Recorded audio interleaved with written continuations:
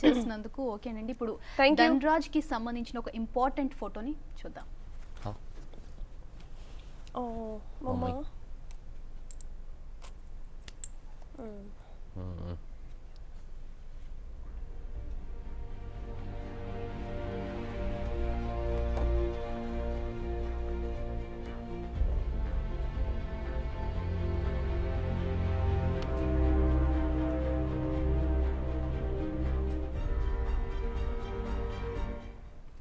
ఏమిట్రా అబ్బాయి అలా చూస్తున్నావు, ఏదని చెప్పని అంటున్నారు ఆవిడ.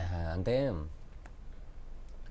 బేసిక్గా ఏంటంటే కొడుకు కూతురు ఎవరైనా సరే మదర్కి వాడు ఖచ్చితంగా ఎదుగుతాడు అని వాళ్ళకి మాత్రమే తెలుసు. మనం ఎదిగినాక మనకు తెలుస్తుంది.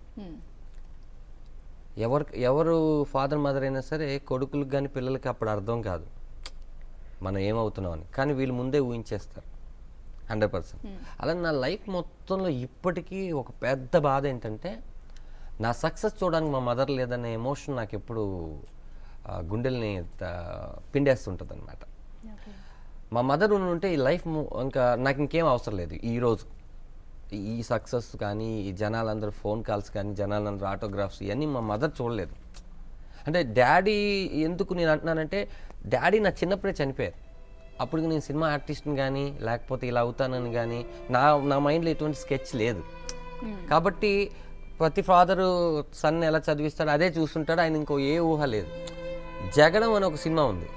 జగడం సినిమా కన్నా బిఫోర్ నేను జై అని ఒక సినిమా చేశాను. ఆ సినిమాలో తేజ గారు ఇంట్రడ్యూసింగ్ ఒక షాట్ ఉంటుంది. అందులో నేను చచ్చిపోతాను, కత్తి పెట్టి కసక్కని పొడిచేస్తాను. మా మదర్కి గ్లాక్సీ అని టోలీ చౌకీ థియేటర్లో నేను చూపించాను. డిటిఎస్ ఫస్ట్ టైం ఆవిడ డిటిఎస్ థియేటర్కి వెళ్ళడం, అంతవరకు ఆవిడ తెలీదు. పొడవంగానే డిటిఎస్లో ఒకటేసారి కసక్కని సౌండ్ వచ్చేసరికి మా అమ్మ అరిచేసింది. తనకు తెలియదు కదా, అమ్మ నేను ఇదిగో ఇక్కడ ఉన్నాను.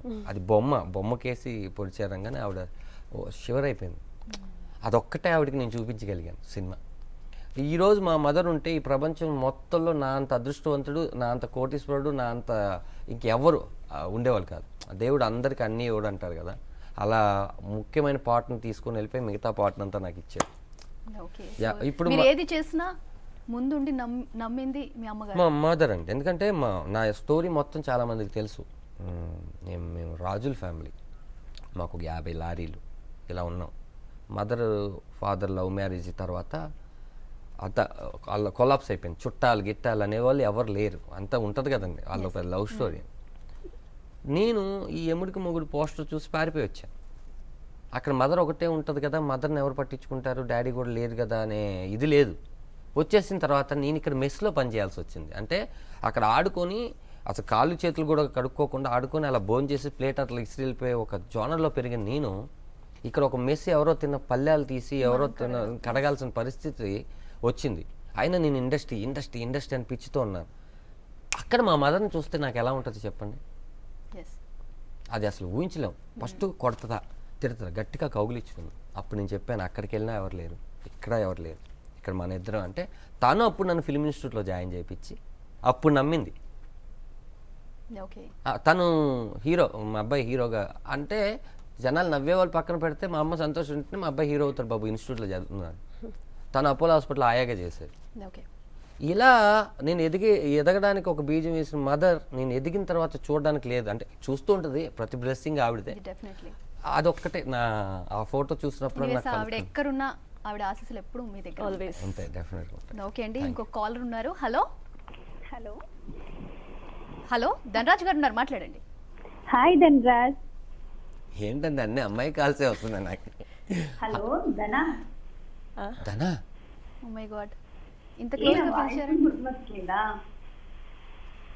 ధనా ఇది అంటే చాలా తక్కువ, బాగా క్లోజ్గా ఉన్న వాళ్ళు అలా పిలుస్తారు ధనా అని. సో అందులో ఎవరైనా గుర్తుకొస్తున్నారా? గుర్తుపట్టు, దగ్గర 7 years అయింది మనం. 7 years? 7 years బ్యాక్ ఒక షూట్లో కలిసాం. గుర్తుపట్టు. 7 years బ్యాక్ ఒక షూట్లో కలిసామా? అంటే చాలా మందిని కలిసి ఉంటాను. అసలు నిజంగా సర్ప్రైజ్ ఏంటంటే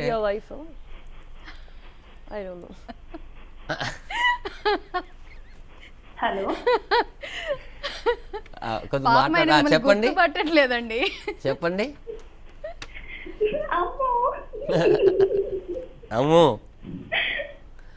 నాకు గుండెలో ఫస్ట్ ఏమనిపించిందో తెలుసా అమ్మా, నువ్వు ఫోన్ చేయగానే 7 years, ఎవరు ఫోన్ రాగానే 7 years బ్యాక్ అనగానే ఇప్పుడు మా ఆవిడ టీవీ చూస్తుంటది, ఎంక్వైరీ చేస్తుందని మాత్రమే భయం పుట్టింది.